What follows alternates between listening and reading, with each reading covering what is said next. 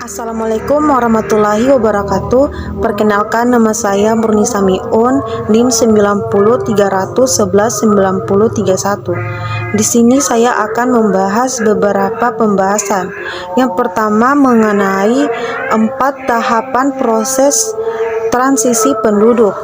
Yang pertama mengenai Higgs stationary, di mana pada tahap pertama atau yang juga disebut masyarakat pre-industrial, angka kematian dan angka kelahiran keduanya sama-sama tinggi. Pada tahap ini angka kematian yang tinggi dan berfluktuasi banyak disebabkan oleh bencana kelaparan, wabah, penyakit, dan peperangan yang sering terjadi di negara-negara pada masa ini. Angka kematian bayi tinggi dan angka harapan hidup rendah akibat kurangnya teknologi dan tenaga kerja dalam fasilitas kesehatan. Yang kedua, early expanding, di mana pada tahap kedua atau yang disebut juga masyarakat early industrial, angka kematian pada masyarakat menurun secara signifikan, sedangkan angka kelahiran masih tetap tinggi. Laju perubahan alami meningkat hingga puncaknya pada akhir-akhir ini, di mana kematian bayi turun dan harapan hidup meningkat. Yang ketiga, late expanding, di mana pada tahap ketiga ini angka kelahiran mulai menurun, menyusul angka kematian. Hal ini disebabkan oleh perubahan-perubahan nilai yang ada di masyarakat. Orang-orang memilih untuk memiliki lebih sedikit anak karena keluarga besar tidak lagi menjadi aset ekonomi ketika sebuah keluarga pindah dari desa ke kota. Yang keempat, low stationary. Nah, pada tahap keempat, angka kelahiran dan kematian sama-sama rendah. Fluktuasi yang terjadi rendah dan pertumbuhan populasi lambat. Angka kematian sedikit meningkat seiring dengan peningkatan usia rata-rata penduduk. Namun harapan hidup masih meningkat karena angka kematian berdasarkan usia terus menurun. Selanjutnya, pembahasan kedua mengenai indikator yang dapat digunakan dalam menganalisis kependudukan serta 3 model piramida penduduk, di mana jumlah distribusi komposisi. Yang pertama, laju pertumbuhan penduduk, yaitu perubahan jumlah penduduk di suatu wilayah tertentu setiap tahunnya. Yang kedua, tingkat kepadatan penduduk adalah perbandingan dari jumlah penduduk dibagi dengan luas wilayahnya. Yang ketiga, sex ration atau rasio jenis kelamin. Rasio jenis kelamin adalah perbandingan banyaknya jumlah penduduk laki-laki dengan perempuan pada suatu daerah dan waktu tertentu. Biasanya dinyatakan dalam banyaknya penduduk laki-laki per 100 perempuan.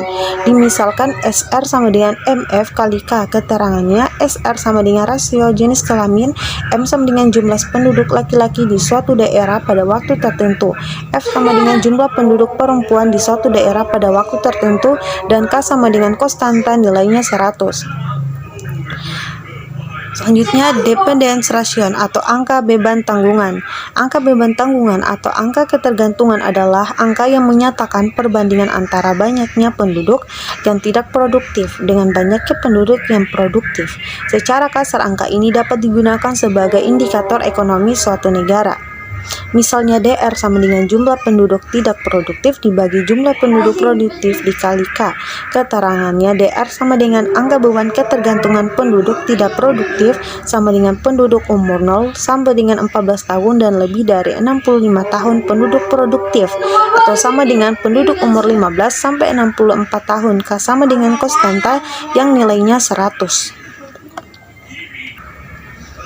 Baik kelahiran atau fertilitas, yaitu CBR, birth rate atau angka kelahiran kasar, yaitu banyaknya bayi yang lahir setiap 1000 penduduk selama 1 tahun. Berikutnya ASVR atau age specific fertility rate, yaitu banyaknya keluhan selama setahun per 1000 wanita pada kelompok umur tertentu. 3 model piramida penduduk. Yang pertama, piramida penduduk muda atau ekspansif, di mana piramida ini berbentuk kerucut dengan alas yang lebar dan puncak yang meruncing, menggambarkan pertumbuhan penduduk yang pesat. Selain itu, pada piramida penduduk memiliki jumlah penduduk usia muda yang dominan. Contohnya negara dengan piramida penduduk muda adalah Indonesia dan Cina.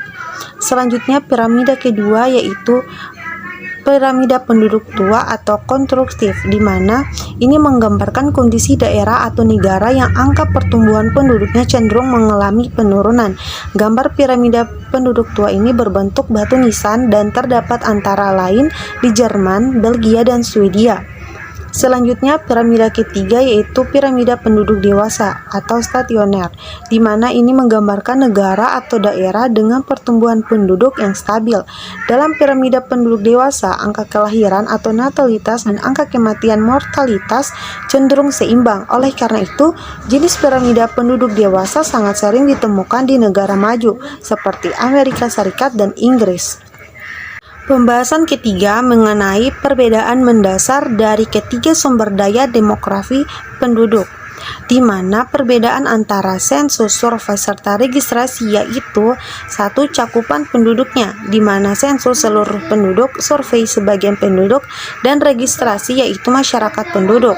Yang kedua, waktu pelaksanaannya, di mana sensus biasanya 10 tahun sekali, survei biasanya 5 tahun sekali, bergantung dengan adanya biaya, dan registrasi penduduk terus-menerus secara kontinu.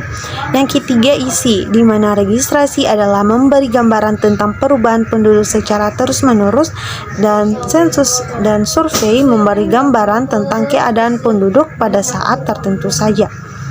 Pembahasan keempat mengenai teori fertilitas yang dapat ditinjau dari pendekatan sosial dan ekonomi, di mana pendekatan ekonomi, secara ekonomi fertilitas dipengaruhi oleh 4 faktor, yaitu 1. Selera yang ditunjukkan dengan tingkat utilitas. Yang kedua, kualitas anak. Ketiga, income. Keempat, biaya, baik biaya langsung maupun opportunity cost.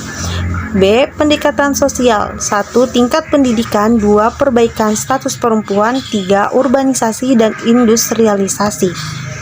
Selanjutnya, pembahasan kelima mengenai contoh soal. Dimisalkan data fertilitas daerah Sukamaju di bawah ini. Tentukan GVR dan ASVR-nya. Maka penyelesaiannya sebagai berikut.